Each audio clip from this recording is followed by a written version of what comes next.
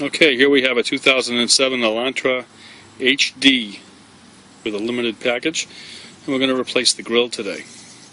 I bought a grill from eBay, an E&G Classic grill. It's a mesh grill. So the first thing I have to do, of course, you pop the hood. A couple of bolts here, and a couple of these Phillips heads, but they're really not Phillips heads. They're much like a Honda connector. You just take them and pop them up, and then they pull straight out. They're just pin connectors. We'll get back to it in a minute. Alright, so let's pick up where we left off here. I had to take some bolts off. This piece came off the front, two 10mm bolts. Those little screws I was talking about, they unscrew and then they pop out the center, just like a Honda.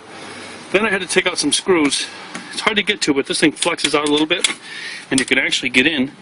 And there's some screws up under here, 5 or 6 of them, for the chrome strip that goes across the top of the old limited grill.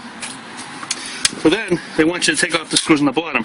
And once you can flex this out, and it does come out quite a bit, you can flex this out and you can actually get to those bottom screws. There's one that's removed down there now. I'm going to do the same down here. I managed to drop one screw inside. I will get to that soon. And we'll get that back in after we get the grill off. Okay, there's the old Hyundai limited grill and the new E&G mesh. Now they tell you to put masking tape over the top of the old one when you pull it out so you don't scratch it. There really wasn't a problem there. I took the chrome piece off first with the screws along the top, and it just slid right out. Once I got the 3 bottom screws, up and out it goes. You don't try to force it out the front.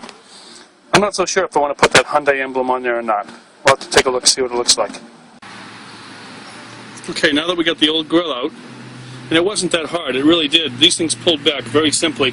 So once you got those 4 bolts, 2 bolts in the top and the 4 clips, you could pull that grill piece back. And this here, this body part here, the part of the front fender cover, actually flexes quite a bit.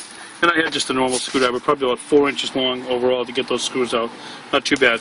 Then they give you a template, and they want you to center the template on the old grill part, the old body part, and you can drill some 1/8 inch holes. This is simply to put the pins in, because this doesn't have screws on the bottom, it just has pinholes. So we're going to go ahead and drill those holes, and we'll set it and see what happens. Well, I'll tell you, putting it back in was about a 5-minute job.